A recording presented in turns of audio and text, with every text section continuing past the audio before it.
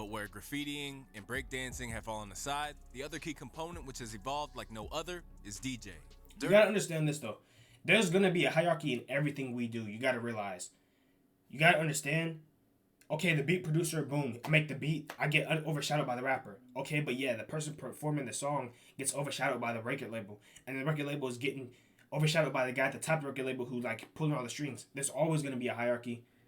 No one is better than someone else unless like you're at the very pinnacle, which is who knows how high it goes. Where rappers such as Soulja Boy and Bobby Shmurda have openly dissed producers for charging what seem like reasonable fees. Bro, I done made over $500,000 for the year. It can't be that bad outside. I'm trying to drop my project, but these asking me clearances and these producers is asking for some crazy. I don't know what rumors is going around. They think like, oh, Bobby just dropping bags, this, that, whatever. I'm not giving no $10,000, $8,000 for no producers. Bro, that's it?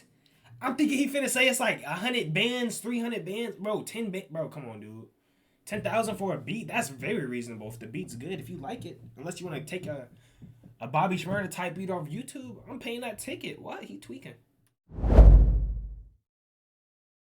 Alright, so boom. What's good, YouTube? Today reacting to why being a hip-hop producer sucks. I don't even know that many producers. I know Metro Boomin, and I know Pierre on the beat, something like that, right? But let's see why it sucks to be a producer. Videos by Hip Hop Madness, top link in the description. Let's get straight to it. Yo, Mac, what's going on, bro? Why wasn't the La La La song in there? Who made that beat? Actually, to be honest,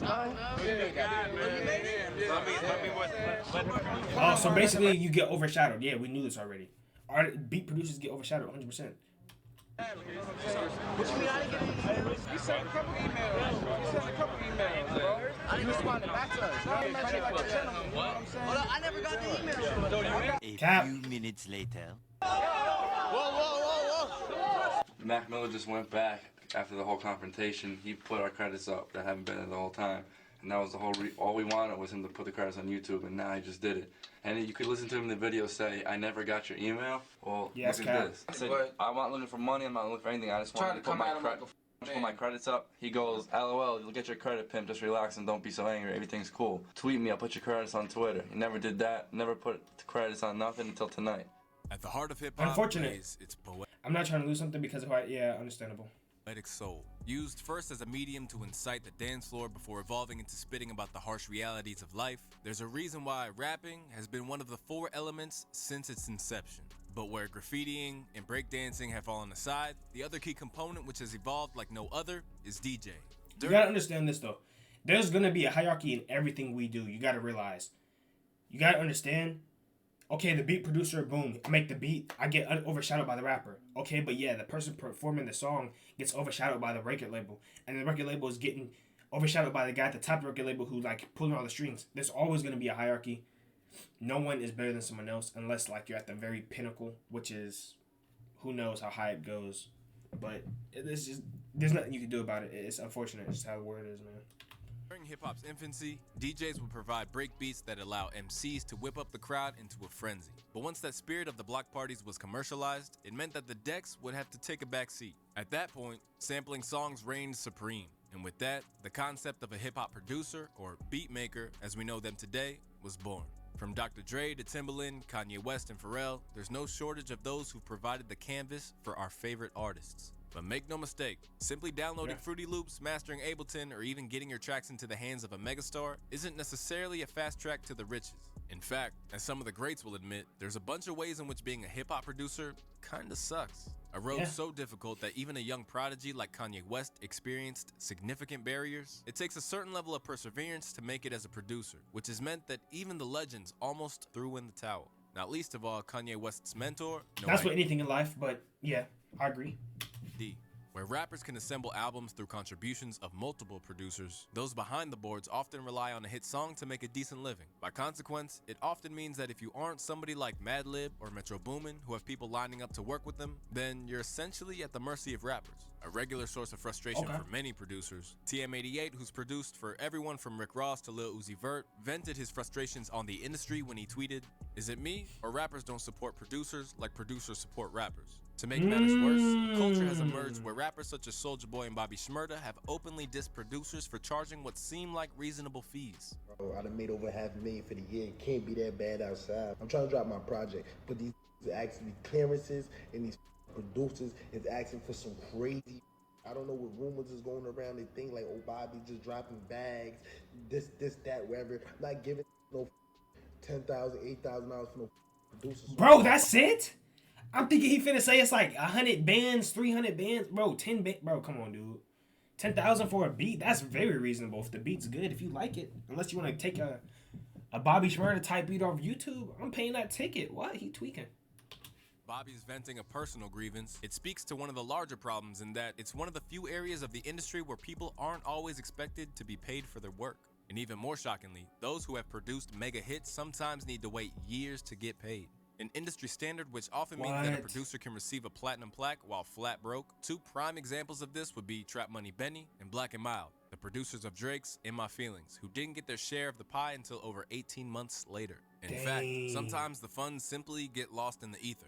Frankly, the load of work for a lot of law firms is too heavy to handle, said Jordan Bromley, a partner at Manat Entertainment. Producers But Metro still Boomin is insist on smart because he be putting his name in the song. Metro Boomin be in the name of the song, so like they know who produced it.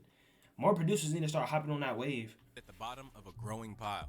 Later, he estimated that there's hundreds of millions of dollars that should be in writer-producer bank accounts that are not. And when you consider how the game works and the delay from making the track to the finished song hitting radios, it's really no surprise. After it was released, producers of 50 Cent's Animal Ambition said that many of the beats were upwards of 5 years old. And in one instance, Steve Alien, who produced Every Time I Come Around, had actually quit the industry at that point and had to try to find the file.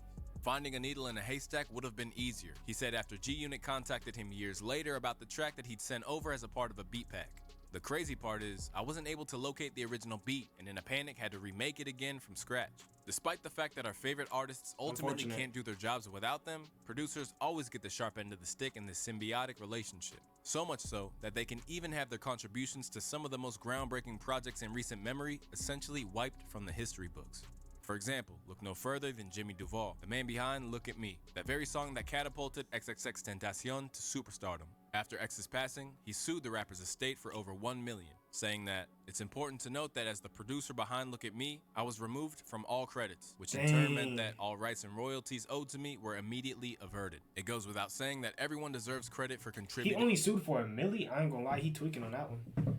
I would have needed at least give me at least 5, something. I mean, if I'm suing, come on, bro. Their works. My friend is no longer with us, and I'm only asking to RP. remain a part of the legacy that we created together with Look at Me. While falling out with a collaborator is one thing, there's other instances where an entire template for a track can be stolen from under a producer's nose. From J. Cole to Joey Badass, there's no shortage of artists who have been accused of No stealing way. beats. While in the No case way of the J. Cole legendary stole a Pete beat. Rock, he's been routinely relieved of the credit he deserves due to nothing more than the openness of his creative process, with notable examples ranging from A Tribe Called Quest's 1 mil Jazz, finna Big Guy, retire? to one of the legend.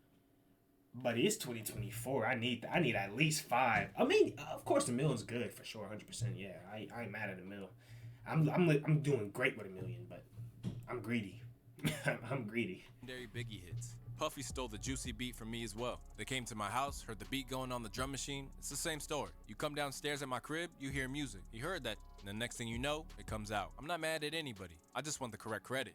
But where Pete Rock has been a Nah, he victim of tweaking. I'm plagiarism, furious. there's other cases where That happened to beats me, get I'm fallen through the hands furious. of those whose values don't align with your own, which provide another reason for why being a producer isn't all it's cracked up to be.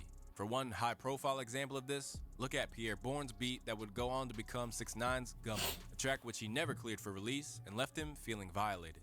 I never wanted to have anything to do with that song just because of how they went about releasing it. It was very disrespectful. I didn't want the money. Everyone was shocked because I was like, no, I didn't give him that. It's weird. I called Metro. I was like, bro, this ever happened to you? And he was like, hell nah. So I really was like, oh, say less. It's not normal. It was just weird because I was in Australia with Drake. I'm on tour with him. My life was just going up the way I wanted it to. When they started the whole process, they just was like on some that we got this dude beat. We're gonna go viral off this. Before that song was released on Apple Music, we went through so much back and forth, so many no's. I never said yes. Known to lead with the Wait, philosophy. I'm confused. So he took the beat without him. Oh, so basically he made the beat. Cause I heard Trippie Redd gave that beat to 6ix9ine. So basically he got the beat and he didn't want him to have the beat. Is that what happened? Be that I don't want it to come out and we're not cool ever since. Pierre's story is one of the countless cautionary tales that almost left him discouraged right at the time where his sound was at its hottest. From Murder Beats to Mustard and London on the Track, there are plenty of producers who have managed to ride a wave into the ground. And in many ways, producers only have a limited shelf life, unless you're one of that legendary breed like Dre, Juicy J, Hit Boy, or LP who have managed to roll with the punches and alter their sound accordingly. But even if you're as talented as Dr. Dre, there are still loopholes which labels can use to ensure that producers aren't fairly compensated. For evidence, look no further than Wiz Khalifa's producer, E-Dan. The Khalifa album, I don't know if they called it a street album. They came up with some really clever name that essentially meant everyone involved, you're going to get paid, half what you normally do. I've seen it happen really more often. That's in the so last few unfortunate, bro. years. Anything to save a buck for these labels. In the wake of his comments, DJ Burn One revealed that he had a similar experience when it came to a now legendary album, tweeting, RCA got us producers like this on the first Rocky album too. Mixtape. That's why it's not on streaming sites. We gotta eat while they tour off our records. Between accusations of beat jacking and the trickery they endure from labels, calls for a producers union have been getting increasingly prominent. Every person on the XXL cover should have had the producer of whatever song got them on the XXL cover with them on the cover, Sonny Digital tweeted. Take the beats of these hits, and what do we have? But while a Hey, he's spitting. Take the beat of it. Ooh. union would advocate on the behalf of those who signed up, one issue is that it probably won't work as long as there are still impressionable kids out there.